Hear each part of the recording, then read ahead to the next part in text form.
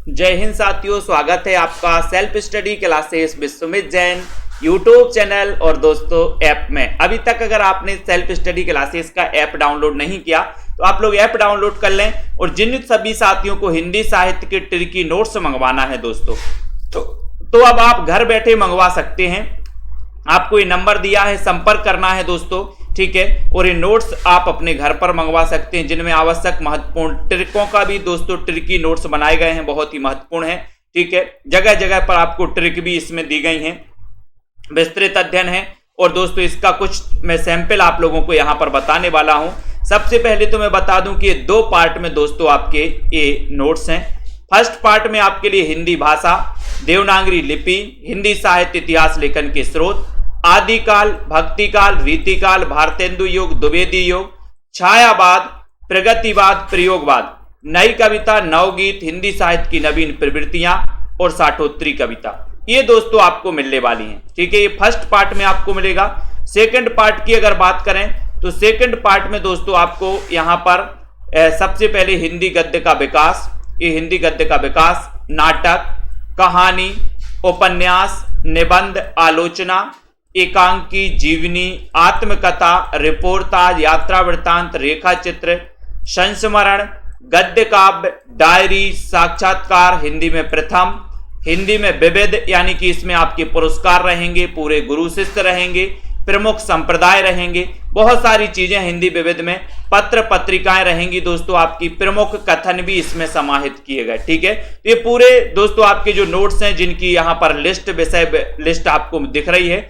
अब थोड़ा सा नोट्स के बारे में भी हम आपको बता दें कि सबसे पहले ये चैप्टर आपको हिंदी भाषा का चैप्टर है, ठीक है, जिसमें आपको इस प्रकार से भाषा के बारे में पूरा विस्तृत अध्ययन दिया गया दोस्तों, कि भाषा का सबसे प्राचीन रूप किस में मिलता है, ऋग्वेद संहिता में मिलता है, ठीक है। उसके बाद यहाँ पर हिंदी भाषा का उद्भव और विकास पूरा पढ़ेंगे, जहां पर आपके लिए भारतीय आर्य भाषाओं को कितने भागों में बांटा गया, प्राचीन आर्य भाषा, वैदिक संस्कृत, ये दिया जाएगा। प्राचीन आर्य भाषा के बारे में पढ़ेंगे, फिर मध्यकालीन आर्य भाषा, प्राकृत, इसके बारे में, प्राकृत के महाकाव्यों के बारे में पढ़ेंगे, अपभ्रंश के बारे में पढ़ेंगे, ठीक है। उसके बाद नीचे आते हैं दोस्तों, तो यहां पर अपन देखते हैं अपभ्रंश की प्रमुख रचनाएं और रचनाकारों के बारे में पढ़ेंगे, जैसे दोहा कोश, पयुमचर्यु, रिट्ठलैमीचर्यु, स्वयंभू छंद, इसके बारे में अपभ्रंश की पूरी रचनाएं पढ़ेंगे। अपभट्ट से संबंधित रचनाएं पढ़ेंगे।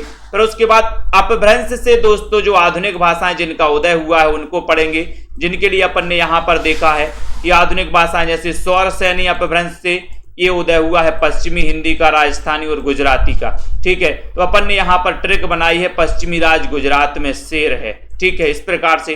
अब आपसे क्वेश्चन आता है कि निम्न में से बताइए कौन सी दोस्तों पश्चिमी हिंदी से किस आधुनिक उपभाषा का विकास हुआ, तो सौरसेनी से किसका विकास हुआ, तो पश्चिमी हिंदी का, राजस्थानी और गुजराती का, ठीक है। मागधी से किसका हुआ, तो अपन ने पढ़ा था कि मगध के बिहारी का बंगला उड़ा असमिया में, ये ट्रिक बना ली, तो बिहारी बंगला उड़िया ये असमिया हो जाएंगे। अर्धमागधी की बात करें तो पूर्वी हिंदी हो जाएंगी। महाराष्ट्री में मराठी, ब्राचड़ में सिंधी ब्राचड़, ठीक है। पैसाची से निकली थी लहंगा और पंजाबी, तो पंजाबी लहंगा, पैसा में पंजाबी लहंगा, ठीक है, ट्रिक बना लिया अपन ने। उसके बाद आधुनिक आर्य भाषाओं को देखा, तो यहां पर पश्चिमी हिंदी से दोस्तों जो भाषाएं निकली उनमें अपन ने ट्रिक बनाई, कन्नौजी, खड़ी बोली, बुंदेली, ब्रज, हरियाणवी, तो एक ट्रिक बना ली, कानों की खड़ी बुंदेली, ब्रजभान हरि के पास, ये ट्रिक हो गई। पूर्वी हिंदी की बात करें तो अवधी बघेली, छत्तीसगढ़ी, ट्रिक बना ली अपन ने, अब छत्तीसगढ़ी या फिर ABC, ठीक है। राजस्थानी में जयपुरी माल में बाती की मार बड़ी है, ये ट्रिक बन गई। पहाड़ी हिंदी से पहाड़ी घरवाली कमाऊनी है, ठीक है। ट्रिक बिहारी हिंदी से बिहारी के भोजन में एक मग मेथी डाल दो, ये ट्रिक बन जाएगी अपनी, ठीक है। तो इसी प्रकार से दोस्तों यहां पर देखा कि कुछ पूछी जाती हैं, कौन सी ओकार बहुला है, कौन सी आकार बहुला है, कौन सी इकार बहुला, इसके बारे में पूरा विस्तृत हिंदी भाषा का उद्भव और विकास पूरा विस्तृत बताया गया, ठीक है। उसके बाद नीचे आते हैं, थोड़ा सा अपन यहां पर देखते हैं, ये पूरा हिंदी भाषा का उद्भव और विकास है दोस्तों, जिसके बारे में पूरा विस्तृत आपके लिए बताया गया है, ठीक है। उसके बाद ये यहां पर आते हैं देवनागरी लिपि, यहां पर जो पूरे संविधान के अनुच्छेद से संबंधित किस अनुच्छेद में कौन सी दोस्तों भाषा का प्रावधान किया गया है, अनुसूचियां, हिंदी की विश्व हिंदी सम्मेलन, ये दिए गए हैं, ठीक है। उसके बाद यहां पर जो आपका टॉपिक आता है वो आता है दोस्तों देवनागरी लिपि। देवनागरी लिपि के बारे में बताया गया है। देवनागरी लिपि भी अपन को पढ़ना है। ये देवनागरी लिपि है। तो ऐसे पूरे के पूरे टॉपिक आपको विस्तृत बताए गए हैं। ठीक है, देवनागरी लिपि के बाद यहाँ पर आते हैं। तो यहाँ पर अपन दोस्तों ये रचनाएं भक्ति काल के महत्वपूर्ण कवि, भक्ति काल आएगा, उसके पहले रीतिकाल, उसके पहले आदिकाल आएगा। तो ये आदिकाल हो गए दोस्तों। ठीक है, आदिकाल, भक्ति काल, रीतिकाल, ये प्रसिद्ध कवि सरहपा, इस प्रकार से पूरा का पूरा विस्तृत, सबरपा, लुईपा, कंडपा, ये पूरे के पूरे विस्तृत बताइए कौन सी सदी के हैं, ये पूरा विस्तृत हो गया। ठीक है, उसके बाद दोस्तों सबसे नीचे देखें तो यहाँ पर आपको एक एक कवियों के बारे में बताया गया। गिरजा कुमार माथुर है ना, सर्वेश्वर दयाल सक्सेना, ऐसे ही कबीर तुलसी के बारे में भी बताया गया। प्रभाकर माचवे, भारत भूषण अग्रवाल, एक एक कवियों का पूरा परिचय और उनकी रचनाएं इसमें बताई गई। हरिनारायण व्यास, शकुंतला माथुर। ठीक है, ये दोस्तों आपके प्रयोग बाद में हो जाएंगे। रामविलास शर्मा, मदनवास साइन, इनके बारे में। और दोस्तों प्रयोगवाद की महत्वपूर्ण रचनाएं, यानी कि हर टॉपिक के बाद उनकी महत्वपूर्ण रचनाएं और महत्वपूर्ण तथ्यों को समावेश किया गया है। ठीक है, तो ये सैंपल है दोस्तों आपका पूरा प्रयोगवाद के महत्वपूर्ण तथ्य। ठीक है, महत्वपूर्ण तथ्य यहाँ पर बताए गए।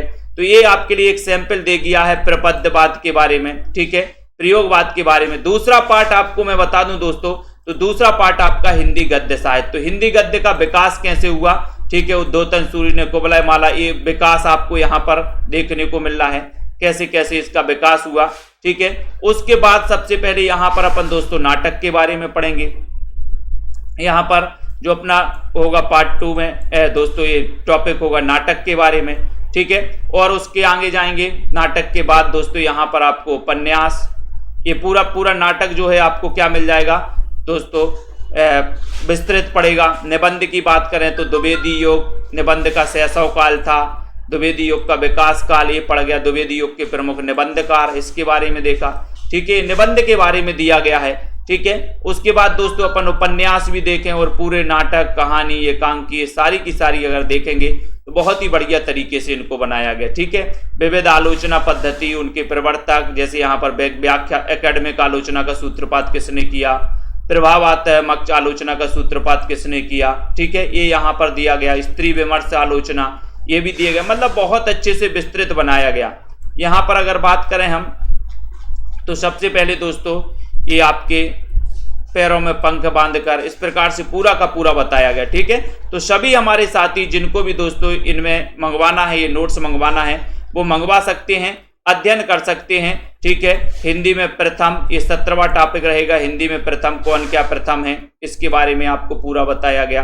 ठीक है, और साथ ही दोस्तों पत्र पत्रिकाएं और ये प्रमुख कथन, अंतिम जो टॉपिक आपका रहेगा प्रमुख कथन रहेंगे, जिनमें यहाँ पर रामचंद्र शुक्ल के कथन रहेंगे। कबीर के निर्गुण पंथ का आधार भारतीय वेदांत और सूफियों का प्रेम तत्व है। कथन किसका है, रामचंद्र शुक्ल का है। तो ये पूरे के पूरे कथन रामचंद्र शुक्ल और रामविलास शर्मा आदि के, ये पूरे के पूरे कथन, विजय देव नारायण शाही, शमशेर बहादुर, गणपति चंद्रगुप्त के कथन है, रामविलास शर्मा के कथन है, मुक्तिबोध के कथन है। तो ये कथन के बारे में, यानी कि पूरे के पूरे टॉपिक और एक सैंपल मैंने आपको बताया है। तो साथियों, जिन भी साथियों को मंगवाना है ये नोट्स, संपर्क कर सकते हैं, नीचे नंबर दिया है। ठीक है, कांटेक्ट कर सकते हैं। फोन पे पर आप 2100 रुपये पे करके दोस्तों स्क्रीनशॉट और साथ ही आपका पता पूरा आप मुझे क्या कर सकते हो दोस्तों, व्हाट्सएप पर दे सकते हो। ठीक है, तो जरूर दोस्तों आपको अच्छे लगे होंगे ये नोट्स, और बहुत ही अच्छे नोट्स बनाए गए हैं। ठीक है, तो सभी साथियों को धन्यवाद और जय हिंद।